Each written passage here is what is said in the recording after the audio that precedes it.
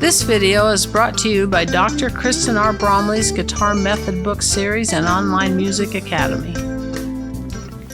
Hi, I'm Dr. Kristen Bromley. Welcome to my online academy. I am delighted to be here helping you with playing the guitar. In this quick answer episode, I'm going over how we play major seventh chords. So specifically, I'm going to be using movable shapes. So they're like bar chords. We learn one shape and then it works all along the neck and we play the different versions that would fit the different keys, so to speak, the different tonal centers on those. So, if you need the voicing and you don't care about any theory, then you can just look over at the right side of the board. But I'm going to go ahead and give a little explanation on what chord I'm talking about here. Also, I'll mention these chords can be played in first position. So if you're looking for a specific type first position voicing, because you've run into a song where you're playing it intermixed with other chords in first position, there are quick answer videos that go over each of the common ones that we play in first position. So the ones that aren't like bar chords or movable shapes. So you can look at the quick answer videos for a specific chord if you need a specific chord. But I'm going to go ahead and dive in. So this is the major seventh chord. This chord is very cool. It has this rich major seventh thrown on top of a major triad or a major chord. So this is also known as a major seventh chord. And the reason for that is that we have thirds and sevenths in the chord. Both options can be major or minor, so we end up with four combinations. We can have a major third with a major seventh. We can have a major third with a minor seventh. We can have a minor third with a major seventh, or we can have a minor third with a minor seventh. So we have four different options. This video specifically talks about the major seventh.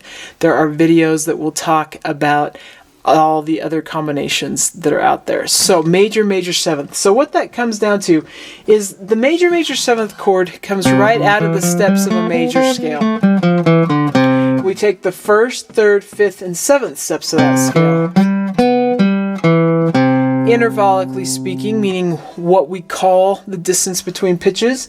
The first step is known as the root. It's the starting pitch. It's the one that everything's based on. The third is a major third interval above that root. The fifth is a perfect fifth interval above that root. And the seventh is a major seventh interval above that root. If it was a minor seventh, we would have a different type of chord.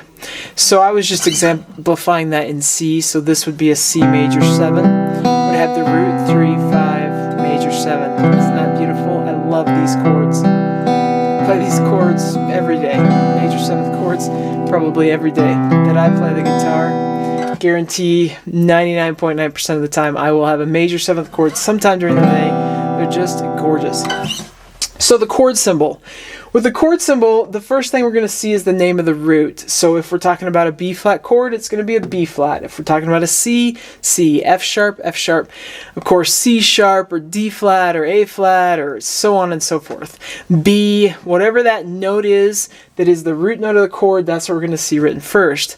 Then because we're throwing a major seventh, which is just this special color, we're going to have the number 7, and then right before that number 7, we're going to have something telling us that it's the major 7th, not the minor 7th. So, we have a triangle. That can tell us it's a major 7th. We have maj, M-A-J, right in front of the 7 can tell us it's the major 7th. And then uppercase letter M, or capital letter M, right in front of that 7 tells us it's a major 7th. So if we were playing, if it was just a 7, and we didn't see the triangle or the maj or the capital M in front of it, it would be a flatted 7th. And that's our like C7. And that's a major chord with a minor 7th, also known as a dominant 7th chord. So that's different. So this is a specific color. If we have those in the chord symbol, we know it's a major 7th. So let's look at how to play some of these voicings on the guitar. We'll look at this one first. This is a 6-string form because our root is on the 6th string, so it's circled here in the diagram. Wherever I put my finger, wherever that note is along the neck, that's the version I'm playing. So I'm going to demonstrate this right in the middle, right on B flat, 6th fret there. So try it in between the two with dots, 5 and 7. It's kind of in the middle of where we play between frets 0 and 12. So great place to be. So index finger goes there. Middle finger goes on the second string, yeah, in that same fret. Ring finger goes 1 fret higher on the 4th string. Pinky goes 1 fret higher on the 3rd string. Now, this is where there's a little trick to it. We're not using a bar in this case because we just have the index playing this note, but we do need to mute the top string and the 5th string. So my index finger just collapses gently over those, so they're muted, so they don't ring when I strum it. And there I have a B flat major 7 chord. Voiced root 7 3 5. That's how that's voiced. We can spread these notes out and voice them in different ways, different ranges. Doesn't have to be simply root 3 5 7. So there is a B flat major 7 chord, and of course if I slide that down to A flat, it's A flat or C or G or F or D. If you need help learning those notes along the neck, you can check out the bar chord video, which kind of helps get started with those. So that's a 6th string form. Let's look at an alternate option, which comes with the root on the 5th string. So I'm going to again put that at the 6th fret, so just demonstrating here with E flat, because that's an E flat note. So with this one, I have a couple options. I can just play these inside 4 strings, or I can play the top 5. I usually just play the inside 4, but occasionally I will play that one on top. So look at just the inside 4 first. My index finger on the root note, and at this case I'm demonstrating at the 6th fret. Then ring finger goes 2 frets higher on the 4th string.